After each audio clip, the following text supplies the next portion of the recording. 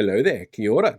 Do you know what a 1988 Ministerial advisory group once called the most insidious and destructive form of racism in this country? I'll give you a clue. It's not slurs, it's not physical attacks. It's actually something that still happens to this day. That there are political parties in power in government at the moment that are actively trying to enforce it, and there's outside organizations that are trying to control the dialogue around race in this country who are promoting this insidious ideology. It's institutional racism. See, institutional racism is the outcome of monocultural organizations that have developed over time that ignore or freeze out cultures of those that don't belong to a dominant group within society. It creates a differential access to resources and power, and it leads to inequitable outcomes for those marginalized groups within society. So much research has been done on that in this country, particularly around the health system. There's so much that you can find in a range of places like university libraries as well as online.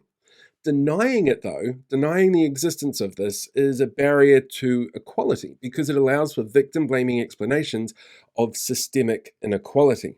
And it allows those that are pushing for the status quo for that racism to continue to deny any responsibility for the continued effects of systemic racism.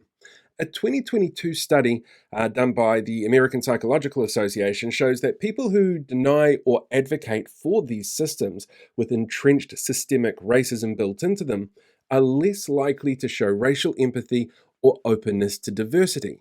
And in this country, we've got a number of organisations who do this, like NZCPR, the Taxpayers Union, ACT, New Zealand First, National, the Free Speech Union and Hobson's Pledge.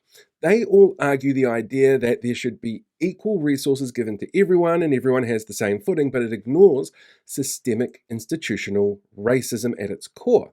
Whereas trying to deal with that particular racism and those particular issues that it increases leads to much more equitable outcomes for everybody. And so when you get an organisation like NZCPR, for example, that are pushing a really specific ideology, to call them racist isn't necessarily because they're there using things like racial slurs or out there, graffitiing buildings about it, but it's because they're trying to entrench racially segregating systems that go out of their way to keep one particular group in society marginalized while promoting the outlooks of a dominant group within society. So for all those people who were watching my video the other day who made comments like this, going, wow, you called them racist, so that doesn't count, I just want to point out a couple of things. One, they are pushing racist ideologies. Two, I'm not the only one who says it, they have a history of this. And three, by promoting and ignoring what it is that they're actually pushing, you are actually complicit in pushing that kind of ideology yourself. You might not necessarily consider yourself a racist, most people don't, but taking a look at those particular ideologies that are designed to keep one group of society down while promoting another, that's racism.